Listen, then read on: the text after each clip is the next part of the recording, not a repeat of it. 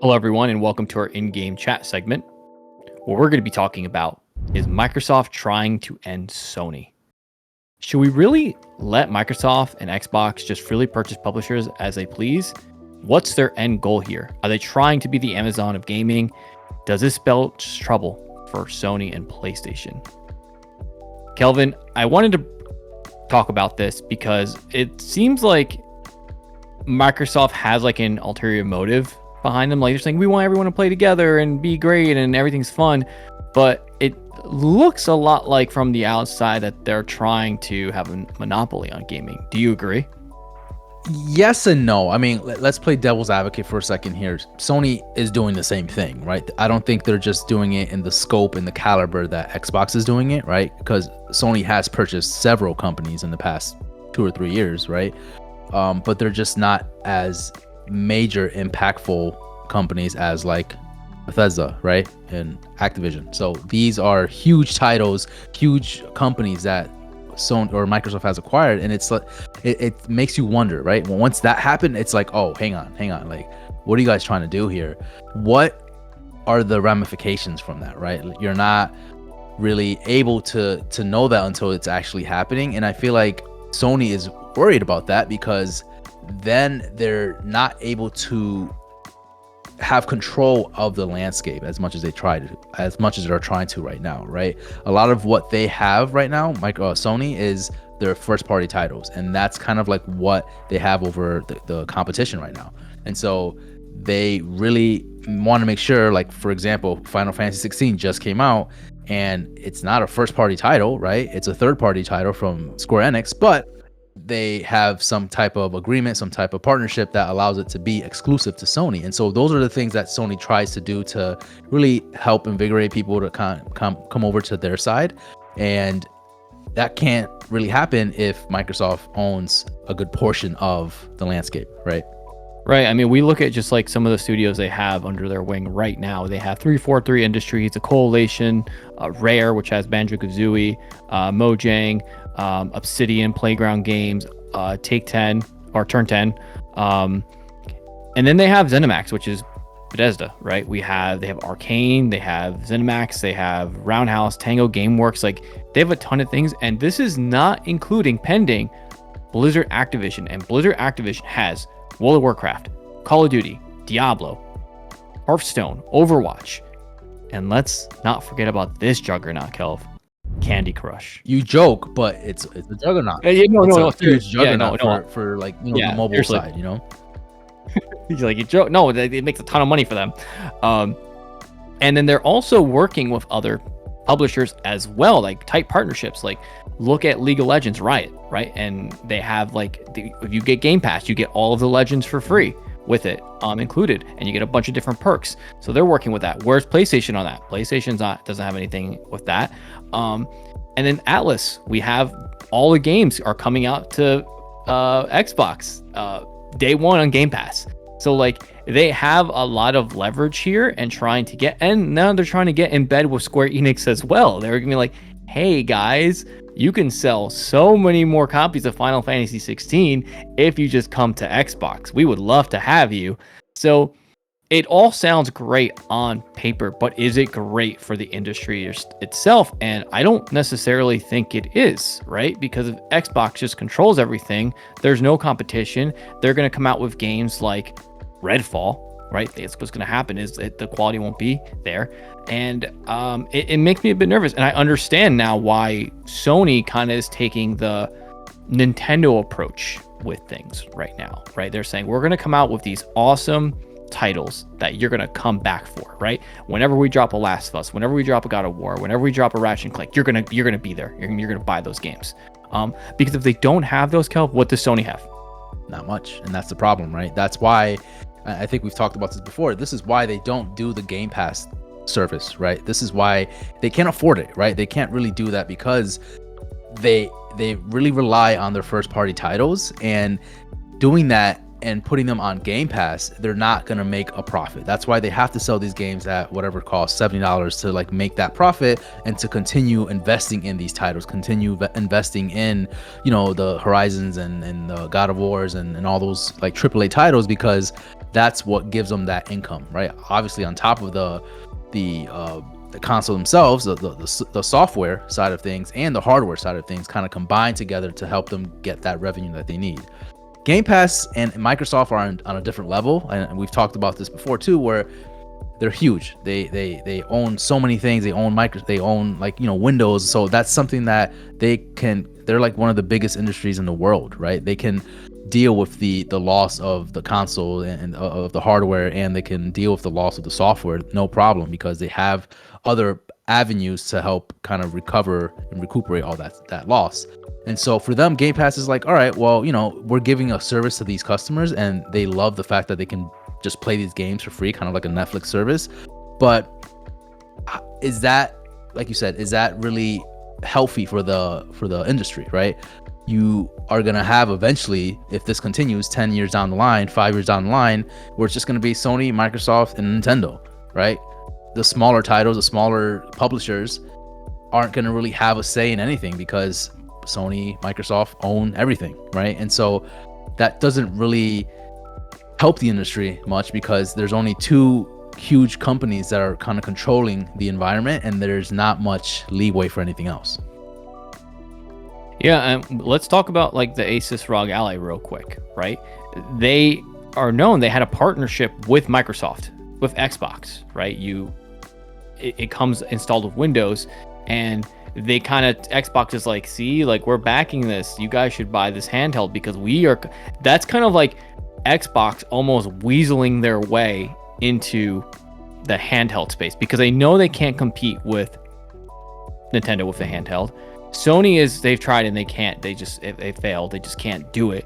So the fact that like Microsoft is always trying to find these little crevices where they can actually like get into those spaces, it's wild. And like I said, they can, because they have the capital to do it, right? So it's just kind of wild to me that like how things have shifted, where Microsoft is like, yeah, we're gonna come out first party titles. We know you guys want those. We want them too, but like it's not really our focus. They will say it is. Like they just said, like, we're trying to do like 4 or 5 a year or something like that, right?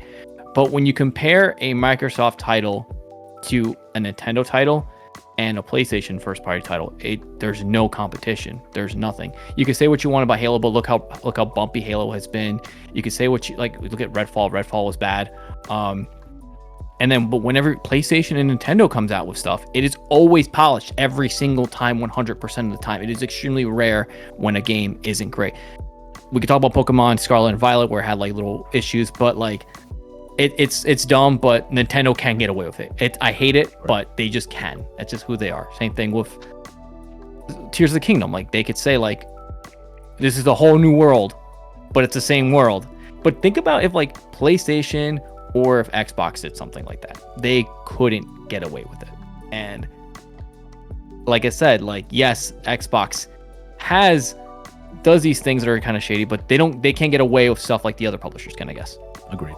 Yeah, it's gonna be interesting to see how this plays out, because what's gonna happen if this thing goes through, right? Like, are we gonna see Microsoft doing this more and more, or are we going to see Sony doing this more and more, where they're going to continue to acquire other studios? And is that going to be something that we're just going to expect from that one? A lot of people are thinking about or talking about, Square Enix, right? Square Enix is like another big one that's potentially going to be selling at some point. And so is Sony going to try to, inherit that? Like, what's the game plan there? I don't know what the right answer is. I don't know if this is going to be great for the industry. My gut tells me it's really not, but I don't have that inside knowledge to really understand like what are the ramifications when it comes to something like this.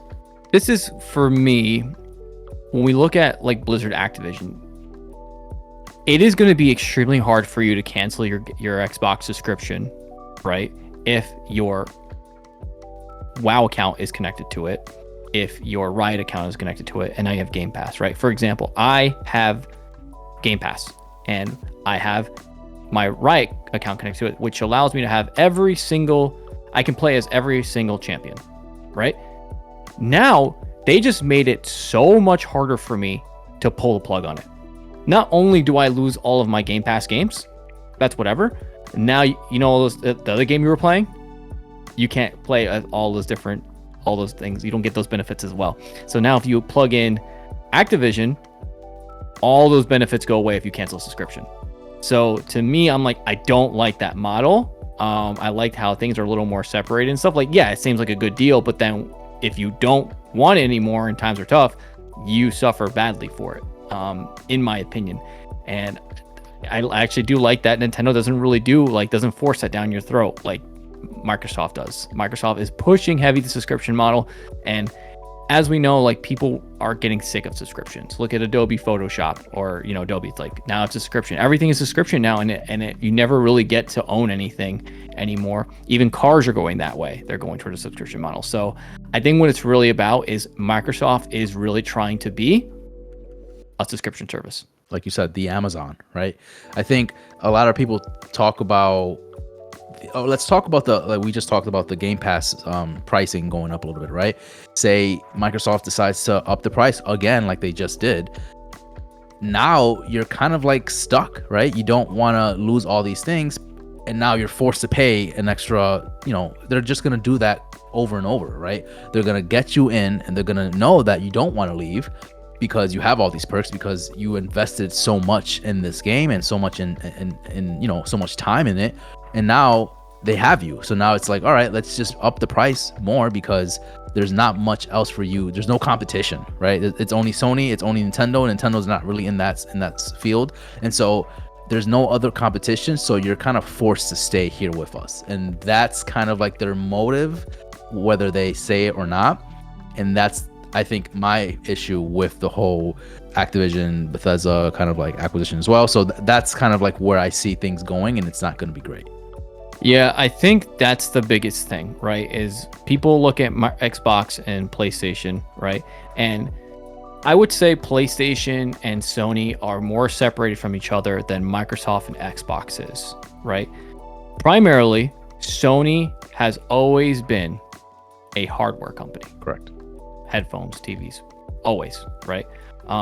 Microsoft has been a software company for the most part, right? Because of the Windows OS. And like I said, they did their whole thing with like, I forget the name of their computers. They have like their own, like the Surface Book, like that stuff. Like they tried to do the whole Surface thing, but I feel like it didn't do that well, right? When they did it their own in-house.